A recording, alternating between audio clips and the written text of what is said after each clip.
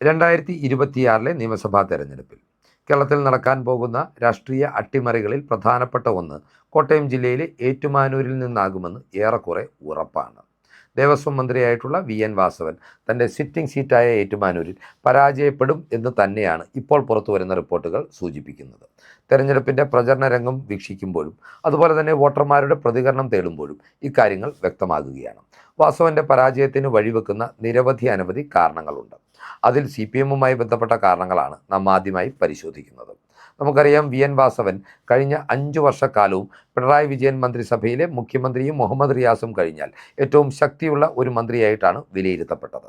എന്നാൽ പാർട്ടിക്കാർക്കിടയിൽ നിന്ന് ഇപ്പോൾ ഉയരുന്ന ആക്ഷേപം എന്ന് പറയുന്നത് വാസവൻ മന്ത്രിയായിരുന്ന കാലഘട്ടത്തിൽ അനധികൃതമായി കോടിക്കണക്കിന് രൂപ സമ്പാദിച്ചു എന്നതാണ്. അദ്ദേഹം ബാർ ലോബിയുടെയും പാറമട ലോബിയുടെയും വ്യക്താവായി മാറിയെന്ന ആക്ഷേപം ആദ്യമായി ഉയർന്നു വരുന്നതും CPMൻ്റെ പാളയങ്ങളിൽ നിന്ന് തന്നെയായിരുന്നു.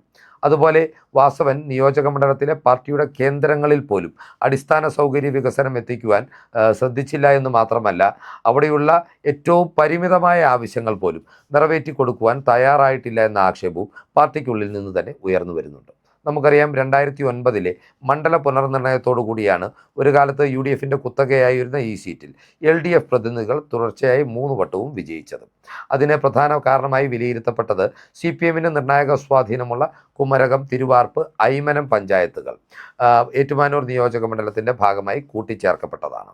എന്നാൽ ഈ പാർട്ടി കോട്ടകളിലെല്ലാം CPMന് ഇപ്പോൾ വലിയ തകർച്ചയും തിരിച്ചടിയുമാണ് നേരിടേണ്ടി വരുന്നത്. ഇതിൻ്റെ പ്രധാനപ്പെട്ട ഉത്തരവാദി VN വാസവനാണെന്ന് പാർട്ടി അണികളും പ്രവർത്തകരും രഹസ്യമായെങ്കിലും മറ്റുള്ള സഹപ്രവർത്തകരോടും വോട്ടർമാരോടും പങ്കുവെക്കുന്ന ഒരു വസ്തുതയാണ്. അതായത് 2025 തദ്ദേശ തെരഞ്ഞെടുപ്പ് ഫലം വിലയിരുത്തുമ്പോൾ ഈ 3 പഞ്ചായത്തുകളിൽ ഐമനം പഞ്ചായത്ത് BJP പിടിച്ചുവെടുക്കുന്ന ഒരു സാഹചര്യം ഉണ്ടായി. ഇപ്പോൾ അവിടെ ഒരു BJP ഭരണസമിതിയാണ് അധികാരത്തിലുള്ളത്. അതുപോലെ കുമരകം പഞ്ചായത്ത് ചരിത്രത്തിൽ ആദ്യമായി CPMനെ കൈവിടുന്നതും അവർക്കവിടെ അധികാര നഷ്ടം സംഭവിക്കുന്നതും VN വാസവൻ്റെ കൊള്ളരുതായ്മ മൂലമാണെന്ന ആക്ഷേപവും ശക്തമാണ്. കുമരകം ജില്ലാ പഞ്ചായത്ത് ഡിവിഷനിൽ നിന്ന് UDF പ്രതിനിധി ആദ്യമായി വിജയിച്ചു കയറിയതും 1000-ലധികം വോട്ടുകളുടെ ഭൂരിപക്ഷത്തിൽ കുമരകം പഞ്ചായത്തിൻ്റെ ഭാഗമായിട്ടുള്ള 2 ബ്ലോക്ക് സീറ്റുകളിലും കോൺഗ്രസിൻ്റെ യുവസാരഥികൾ വിജയിച്ചതുമെല്ലാം വാസവനോടുള്ള എതിർപ്പിൻ്റെ പ്രതിഫലനമായും CPMൻ്റെ ഇവിടെ ഉണ്ടായിട്ടുള്ള മൂല്യച്യുതിയുടെ പ്രതിഫലനമായും നമുക്ക് വിലയിരുത്തുവാൻ കഴിയുന്ന കാരണങ്ങളാണ്. അതുപോലെ VN വാസവനെ സംബന്ധിച്ച് അദ്ദേഹം 5 വർഷങ്ങൾക്ക് മുമ്പ് 2021 തെരഞ്ഞെടുപ്പ് സമയത്ത് ഒരുപാട് വാഗ്ദാനങ്ങൾ ജനങ്ങൾക്ക് നൽകിയിരുന്നു. എന്നാൽ അവയിൽ 99% അദ്ദേഹം പാലിച്ചില്ല എന്ന ആക്ഷേപം ഐമനം പഞ്ചായത്തിൽ ശക്തമായി ഉയർന്നു വരുന്നുണ്ട്. അവിടുത്തെ പ്രദേശവാസികൾ പറയുന്നതനുസരിച്ച് താൻ തിരഞ്ഞെടുക്കപ്പെട്ടാൽ CPM അധികാരത്തിലെത്തിയാൽ 1 മാസം കൊണ്ട് ശരിയാക്കി കൊടുക്കാമെന്ന് VN വാസവൻ പറഞ്ഞ റോഡുകളിൽ ഈ 5 വർഷക്കാലത്തിനിടയിൽ ഒരു മെയിൻ്റനൻസ് വർക്ക് പോലും നടന്നിട്ടില്ല എന്ന വസ്തുതയാണ്. ഇക്കാര്യങ്ങളൊക്കെ പാർട്ടി കോട്ടകളിൽ പോലും വാസവന് കടുത്ത തിരിച്ചടി ഉണ്ടാക്കുന്ന ഘടകങ്ങളായി നിലനിൽക്കുന്നു. അതുപോലെ UDF പാളയത്തിൽ UDF സ്ഥാനാർത്ഥിയായി ഇത്തവണ മത്സര രംഗത്തുള്ളത് കോട്ടയം DCC അധ്യക്ഷൻ കൂടിയായിട്ടുള്ള നാട്ടകം സുരേഷാണ്. നാട്ടകം സുരേഷിനെ സംബന്ധിച്ച് പറയുമ്പോൾ അദ്ദേഹം ഏറ്റുമാനൂർ നിയോജക മണ്ഡലത്തിൻ്റെ ഭാഗമായിട്ടുള്ള തിരുവാർപ്പ് പഞ്ചായത്തിൽ കുടുംബ ബന്ധങ്ങൾ ധാരാളമായി ഉള്ള ഒരു വ്യക്തിയാണ്. കഴിഞ്ഞ ഏതാനും നാളുകളായി നാട്ടകം സുരേഷ് ഏറ്റുമാനൂരിൽ സ്ഥാനാർത്ഥിത്വം ആഗ്രഹിച്ചുകൊണ്ട് ഏറ്റുമാനൂർ നിയോജക മണ്ഡലം കേന്ദ്രീകരിച്ച് പ്രവർത്തനങ്ങളും സംഘടിപ്പിച്ചിരുന്നു. അതുപോലെ നാട്ടകം സുരേഷ് ആവില്ല, ജോസഫ് വാഴയ്ക്കനായിരിക്കും സ്ഥാനാർത്ഥി എന്ന് വന്നപ്പോൾ ഇടതുമുന്നണി മുന്നോട്ട് വെച്ചിട്ടുള്ള ഒരു നറേറ്റീവ് എന്ന് പറയുന്നത് നാട്ടകമായിരുന്നെങ്കിൽ മത്സരം കടുപ്പമായേനെ, തങ്ങൾ കഷ്ടപ്പെട്ടേനെ എന്നതായിരുന്നു. എന്നാൽ അപ്രതീക്ഷിതമായി വാഴയ്ക്കൻ ഒഴിവാക്കപ്പെട്ടുകൊണ്ട് നാട്ടകം തന്നെ വീണ്ടും സ്ഥാനാർത്ഥിയാകുമ്പോൾ സ്വന്തം പ്രചരണവും ഇവിടെ CPMനും ഇടതുമുന്നണിക്കും തിരിച്ചടിയാകുകയാണ്. ഏറെക്കുറെ അരനൂറ്റാണ്ടിന് ശേഷമാണ് ഏറ്റുമാനൂർ നിയോജക മണ്ഡലത്തിൽ കൈപ്പത്തി ചിഹ്നത്തിൽ ഒരു സ്ഥാനാർത്ഥി എത്തുന്നത്. ഇതിൻ്റെ ആവേശം പൊതുവിൽ ഏറ്റുമാനൂർ നിയോജക മണ്ഡലത്തിലെ UDF കേന്ദ്രങ്ങളിൽ വളരെയധികം പ്രതിഫലിക്കുന്നുമുണ്ട്. ഏറ്റുമാനൂരിനെ സംബന്ധിച്ച് പറയുമ്പോൾ അതിരമ്പുഴ പഞ്ചായത്തിൽ നിന്ന് മാത്രം UDFന് നല്ലൊരു സ്ഥാനാർത്ഥിയെ ലഭിച്ചാൽ, കൈപ്പത്തിയിൽ ഒരു സ്ഥാനാർത്ഥിയെ ലഭിച്ചാൽ 7000-ലധികം വോട്ടുകളുടെ ഭൂരിപക്ഷം സമാഹരിക്കുവാൻ കഴിയുന്ന ഒരു തദ്ദേശ സ്ഥാപനമാണ്. അവിടെ ഈ ഭൂരിപക്ഷത്തിലേക്ക് നാട്ടകം സുരേഷിൻ്റെ സ്ഥാനാർത്ഥിത്വം UDFന് എത്തിക്കുമെന്നും ഇപ്പോൾ തന്നെ വിലയിരുത്തലുണ്ട്. അതുപോലെ തന്നെ VN വാസവനുമായി ബന്ധപ്പെട്ട് ഇപ്പോൾ പ്രത്യേകിച്ച് ശബരിമലയിലെ സ്വർണ്ണക്കൊള്ളയുടെ പശ്ചാത്തലത്തിൽ ഉയർന്നു വന്നിരിക്കുന്ന വിവാദങ്ങൾ ഹൈന്ദവ വോട്ടർമാരെ എല്ലാ വിഭാഗങ്ങളിലും പെട്ട മുന്നോക്ക വിഭാഗങ്ങളിൽപ്പെട്ട ഹൈന്ദവ വോട്ടർമാരെ അദ്ദേഹത്തിന് എതിരാക്കി എന്നതും ഒരു വസ്തുതയാണ്. ഞാൻ ഈ പറയുന്നത് ഏതെങ്കിലും പൊളിറ്റിക്കൽ വോട്ടർമാരെ കുറിച്ചല്ല, നേരെ മറിച്ച് നിഷ്പക്ഷരായിട്ടുള്ള വോട്ടർമാരെ കുറിച്ചാണ്. ഇത്തരമൊരു സാഹചര്യം തെരഞ്ഞെടുപ്പിൻ്റെ മൂർധന്യതയിൽ ഒരു വിവാദമായി ഉയർന്നു വന്നത് വി.എൻ. വാസവനും തിരിച്ചടിയാകുമെന്നാണ് ഇപ്പോൾ കിട്ടുന്ന ഗ്രൗണ്ട് റിപ്പോർട്ടുകൾ സൂചിപ്പിക്കുന്നത്. അതുപോലെ തന്നെ ക്രൈസ്തവ വിഭാഗങ്ങൾക്കിടയിൽ വാസവൻ നിർണായകമായ സ്വാധീനം നേടിയെടുത്തിരുന്നു എന്നൊരു പൊതുവിലയിരുത്തൽ ഏറ്റുമാനൂരുമായി ബന്ധപ്പെട്ട് പല ഘട്ടത്തിലും പുറത്തു വന്നിരുന്നു. എന്നാൽ ഇപ്പോൾ കത്തോലിക്ക സഭയിലെ വോട്ടർമാർ അല്ലെങ്കിൽ സഭാ അംഗങ്ങളായിട്ടുള്ള വോട്ടർമാർ വി.എൻ. വാസവനെ പൂർണ്ണമായി കൈവിട്ടു എന്ന് തന്നെയാണ് ഗ്രൗണ്ട് റിപ്പോർട്ടുകൾ സൂചിപ്പിക്കുന്നത്. വാസവനെ പരസ്യമായി പിന്തുണയ്ക്കും എന്ന് വിലയിരുത്തപ്പെട്ടിരുന്ന പല വൈദികരും ഇപ്പോൾ നിശബ്ദത പാലിക്കുന്നതും കൃത്യമായിട്ടുള്ള അപായ സൂചനയായി LDF വൃത്തങ്ങൾ വിലയിരുത്തുന്നുണ്ട്. അതിരുമ്പുഴ പഞ്ചായത്ത് പോലെ തന്നെ UDFന് നിർണായക ആധിപത്യമുള്ള മറ്റൊരു പഞ്ചായത്താണ് ആർപ്പൂക്കര. അതുപോലെ ഏറ്റുമാനൂർ മുനിസിപ്പാലിറ്റിയിലും UDFന് മൃഗീയമായ ആധിപത്യമാണ് LDFന് മേലുള്ളത്. അതിരുമ്പുഴയിലേത് എന്നതുപോലെ തന്നെ ആർപ്പൂക്കരയിലും ഏറ്റുമാനൂരിലുമെല്ലാം UDFൻ്റെ ഈ മേൽക്കൈ പ്രചരണ രംഗത്തും വോട്ടർമാരിൽ നിന്ന് ലഭിക്കുന്ന ആത്മവിശ്വാസം കൊണ്ടും ഏറെ ഉയർന്നു നിൽക്കുകയാണ് എന്ന വസ്തുതയും ഈ ഘട്ടത്തിൽ പരിഗണിക്കേണ്ടതാണ്.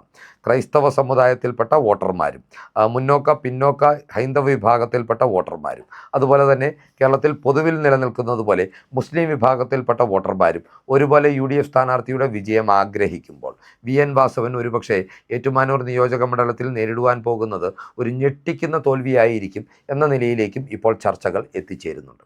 ഏതൊക്കെയാണെങ്കിലും നാട്ടകം സുരേഷ് എന്ന സ്ഥാനാർത്ഥിയുടെ മറ്റൊരു ചില മേന്മകൾ കൂടി ഈ ഘട്ടത്തിൽ നാം അനുസ്മരിക്കേണ്ടതാണ്. അതായത് വളരെ സമർത്ഥനായിട്ടുള്ള ഒരു ഇലക്ഷൻ ക്യാമ്പയിനറാണ് നാട്ടകം സുരേഷ്. വളരെ നേരത്തെ പ്രവർത്തനം ആരംഭിച്ച വി.എൻ. വാസവനെതിരെ കോൺഗ്രസിൻ്റെ സ്ഥാനാർത്ഥി പട്ടിക വൈകിയതിനാൽ ഏറെ താമസിച്ചാണ് നാട്ടകം സുരേഷ് ഫീൽഡിലിറങ്ങിയത്. എന്നാൽ സ്ഥാനാർത്ഥി പ്രഖ്യാപനം ഔദ്യോഗികമായി മാധ്യമങ്ങളിലൂടെ പുറത്തു വന്നതിന് തൊട്ടു പിന്നാലെ, അതായത് വെറും 12 മണിക്കൂറിൻ്റെ ഇടവേളയിൽ നിയോജക മണ്ഡലത്തിലെമ്പാടും തൻ്റെ ഫ്ലക്സ് ബോർഡുകൾ ഉയർത്തുവാനും പോസ്റ്ററുകൾ സ്ഥാപിക്കുവാനും നാട്ടകം സുരേഷിന് സാധിച്ചു. കൃത്യമായി കോൺഗ്രസിൻ്റെ സംഘടനാ സംവിധാനത്തെ അദ്ദേഹം ചലിപ്പിക്കുന്നു എന്നതിൻ്റെ പ്രതിഫലനമായിരുന്നു ഇത്.